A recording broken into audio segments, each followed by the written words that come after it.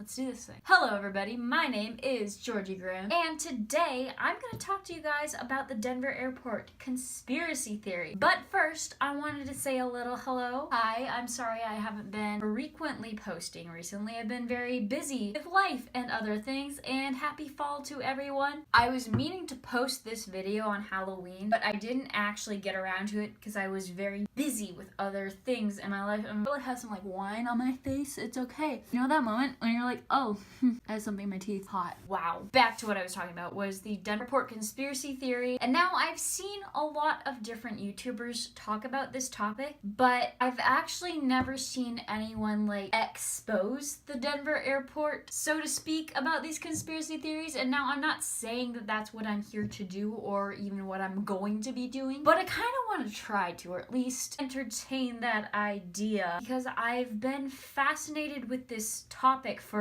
like a really long time. But Merry Christmas. It is never too early to play some motherfucking I'm not gonna play that because I will get copyrighted if I do that. Never mind. But what I was going to say was that it is never too early to play your fucking favorite Christmas music and have your reindeer ready and your Christmas trees ready. And this now sounds like it's a Hallmark ad, but that's okay, because guess what? This just took a really weird turn. Anyways, Merry Christmas, bitches. It's never too early for the motherfucking holidays, okay? Anyways, as I was saying, we'll give you guys a brief history about this because it's fucking interesting as shit. The Denver International Airport is a airport in Denver, Colorado, the US. At 33,531 acres, it is the largest airport in the United States by total land area. Runway 16R/34L with a length of 16,000 feet. It is the longest public use runway in the United States. As of 2016, Denver Airport was the 18th busiest airport in the world and the 6th busiest in the United States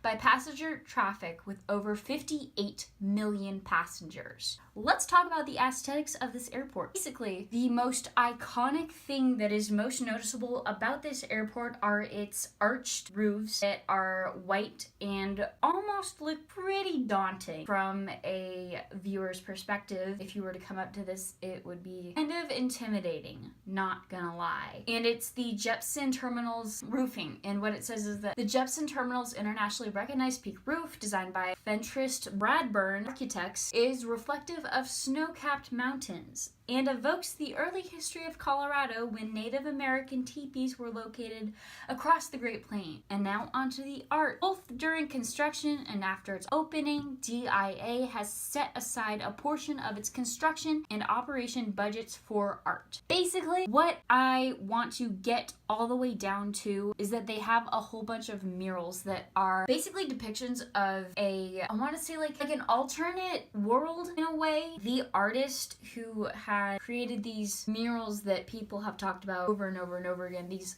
iconic murals, people have described them to be very intimidating and very daunting. The usage of the coloring along with the scenes from almost like this imaginative scenario of war and destruction and death are painted throughout the airport, which is really, really weird to have in an airport, especially, you know, in a public airport and a busy airport too, like one of the busiest airports in the US, which is very strange to me. And I'll get to that later, but for now I'm going to talk about the Blue Mustang, which is the giant horse statue that they have in front of the airport. So the Blue Mustang by El Paso born artist Luis Jimenez was one of the earliest public art commissions for Denver International Airport in 1993. The 32-foot tall Blue Mustang is a bright blue fiberglass sculpture with glowing red eyes, which is really fucking creepy, by the way. And it's located between the inbound and outbound planes of Peña Boulevard. Jimenez died and was killed in 2006 while creating the sculpture when part of it fell on him. Okay, I'm sorry. What? So when this guy was making this sculpture, it killed him. If that doesn't scare you or like make you question things, then I'm sorry. Are you okay? Are you good? Because I just realized this. This is weird. Anyways, Jimenez was killed in 2006 while creating the sculpture when part of it fell on him and severed an artery in his leg. At the time of his death, Jimenez had completed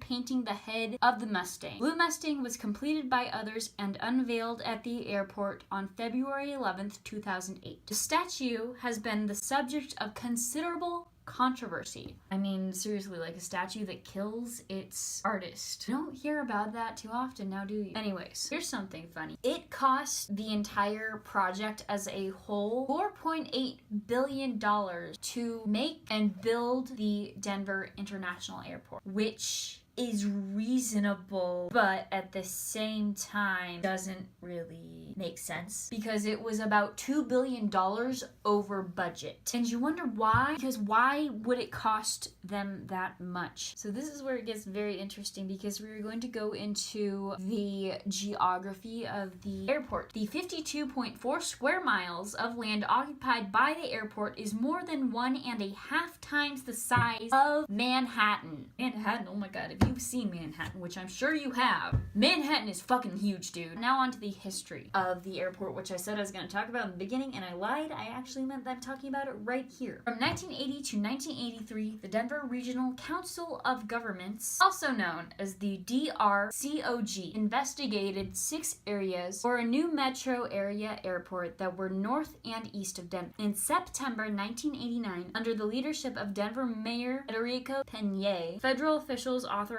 the outlay of the first $60 million for the construction of DIA. Side note, the airport actually opened in 1994, so it was actually delayed for a year. Back to what I was saying. Delays caused by poor planning and repeated design changes due to the changing requirements from United Airlines caused Mayor Webb to push opening day back to December 1993, then back to March 1994 when it actually did open. By September 1993, delays due to a millwright strike and other events meant opening day was pushed back again to May 15th, 1994. DIA finally replaced Stapleton on February 28th, 1995. 16-month time schedule and at a cost of $4.8 billion.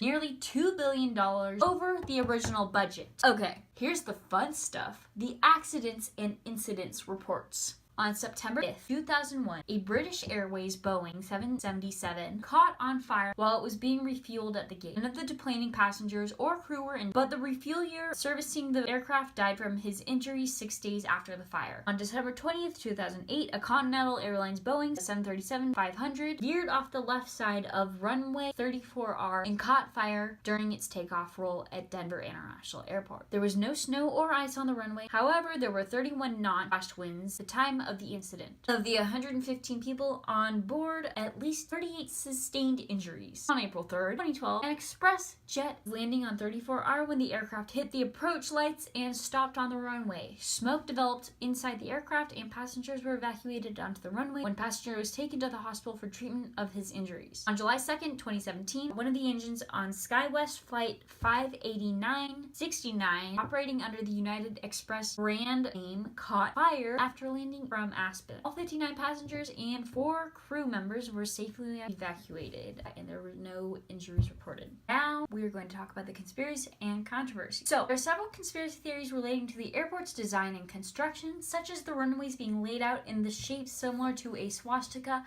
I will put a picture here and let you guys think about it. Consider it, and clearly you can see actually it's in the shape of a swastika. Murals painted in the baggage claim area, which I was talking about earlier, have been claimed to contain themes referring to future military oppression and one world government. However, the artist Leo Tanguma said the murals, titled In Peace and Harmony with Nature and the Children of the World Dream of Peace, depict man-made environmental destruction and genocide along with humanity coming together to heal nature and live in peace. I will let you guys see what pictures are and what they're referring to. You can clearly see that these pictures that the artist has depicted on these murals in the airport are questionable, to say the least, and they are confusing and they're frightening because no one wants to see that when they go to an airport. When you see the pictures for yourself, which I'm sure you have, or if you haven't, here they are probably by far the most terrifying murals that I've ever seen. In the first picture, we see a bunch of children surrounding this one child who is welding swords, and at the very bottom you can see the image of a soldier where it's actually clear to me that it's not really a soldier, but it's a Nazi soldier, and he's laying slain, as it appears on the very bottom, in a red ribbon. Red is the image of war and hate and anger and violence. And then above that you have a rainbow, which is supposed to symbolize peace. This picture, to me, from what I see, is really anything but peaceful, because you have this terrifying image of almost a demonic image of this Nazi laying at the bottom, and it says almost a opposite message of what peace is supposed to be. What peace is supposed to be is that it's supposed to be this sense of unity and connection and togetherness that the world has yet to come to. And if you look closely at each flag that's wrapped around the swords that these children are bringing this one child in the center to weld swords for, you can see that the flags that are surrounding these swords are countries that are currently at conflict with one another and are not at peace, but they are the complete opposite. And so it really begins to make you think and wonder, why did this artist decide to put these flags together? Was it to show that he wanted them to become united again and create peace? Or was there a hidden meaning saying that he wanted the wars to continue? Because why are these flags actually being wrapped around swords, which are symbols of violence and destruction and war? So that whole thing really is very confusing to me. And overall, the picture does not make me feel peaceful at all. It makes me feel very terrified and very uneasy, especially at an airport, because I have so many questions. Don't you want people to not feel frightened before they go on an airport? Especially because of what happened with 9/11 and all of that. And that is a whole thing that just doesn't make sense to me at all. Back to the murals, you have the next mural, which is titled "In Peace and Harmony with Nature." But as it's clear to be seen, these images are anything but being in peace and harmony with nature. Because you have the image of these people surrounding what looks to be a dead cheetah, and they all look terrified. You have a boy clutching a squirrel and a person for the cheetah, and he's holding his arms out. And then down below that, which I actually don't know what this is, but there's an image of a person clutching what looks to be an idol. In the background, you can see that the forest is on fire. I'm not going to go into too much detail about this just because it can pretty much explain itself, but there are images of people dying in these pictures. I don't know if the person at the bottom is dead, but he looks like he is. And then there's another child who is barely dead. Once again, why would you put this in an airport? And then this final mural image, actually it's not even the final one, there's more. There's so many more. I will put them all, I'll link them down in the description box down below, but there's three that I really wanted to talk about specifically. The final one that I'm going to talk about is the image of a Nazi soldier with a gun in his hand, but it looks technologically advanced to be a cross between a rifle and a sword, and I know there's a specific term for that, but I forget what it's called. But in his other hand he has a sword, and it's piercing a dove, which doves are the symbol of peace. And then you have the image behind him are pictures of people mourning losses, which leads me to believe that this must be the Holocaust in reference to what I'm seeing here. And so it's fucked up, dude. Conspiracists have also seen unusual markings in the terminals in DIA and have recorded them as Templar markings. Templar markings are satanic markings. So let me give you a small history here. So basically what Templar is that the Knights Templar is the poor fellow soldiers of Christ and the Temple of Solomon, also known as the Order of Solomon's Temple. The Knights Templar, or simply as Templars, was a Catholic military order recognized in 1139 by Papal Bull Omen Datum Optimum of the Holy See. The order was founded in 1119 and active from about 1129 to 1312. The order, which was among the wealthiest and most powerful, became a favored charity throughout Christendom, grew rapidly membership and power. So basically, it was a military order during the Crusades. They have pointed to unusual words cut into the floor as being satanic, Masonic, or some impenetrable secret code of the New World Order. There is a dedication marker in the airport inscribed with the words New World Airport Commission. It also is inscribed with the square and compasses of the Freemasons, along with the listings of the 2 Grand Lodges of Freemasonry in Colorado. Hold the fucking phone. Wait! No! No! Wait! I just realized, dude, no way. Hold on. Freemasons are a fucking branch of the Illuminati, dude. Wait, I knew this. Hold the fucking phone. Oh my god. What? This can't be, oh my god. Okay, shut the phone. Oh, I just realized this. Okay, so Freemasonry or Masonry consists of fraternal organizations that trace their origins to the local fraternity of stonemasons, which from the end of the 14th century regulated the qualifications of stonemasons and their interaction in a authorities and clients. The degrees of Freemasonry retained the 3 grades of medieval craft guilds, also apprentice, journeyman, or fellow, now called fellowcraft. The Master Masons, these are the degrees offered by craft or Blue Lodge Freemasonry. Members of these organizations are known as Freemasons or Masons. There are additional degrees which vary with locality and jurisdiction and are usually administered by different bodies. And the craft degrees. The basic local organizational unit of the Freemasonry is the lodge. Lodges are usually supervised and governed at the regional level, usually coterminous with either state, province, or national border by the Grand Lodge or Grand Orient. There is no international worldwide Grand Lodge that supervises all of Freemasonry. Each Grand Lodge is independent and they do not necessarily recognize each other to be legit. Modern Freemasonry boldly consists of 2 main recognition groups. Regular Freemasonry insists that a volume of scripture is open in a working lodge that is every member of profess belief in the supreme being, which is fucking, you see what I'm saying? Oh my god. So basically no women are admitted and that all discussion of religions and politics are banned. Continental Freemasonry is now the general term of the liberal jurisdiction who have removed some or all of these restrictions. Boy, that was a lot. Okay, so let me just summarize for you. Illuminati, oh my god, dude, I knew it! I'm like having a freak out. I knew this. Oh my god, I knew this. Masonic conspiracy theories. I am overheating right now. My god. So, conspiracy theories are conspiracy theories involving Freemasonry. Hundreds of such conspiracy theories have been described since the late 18th century.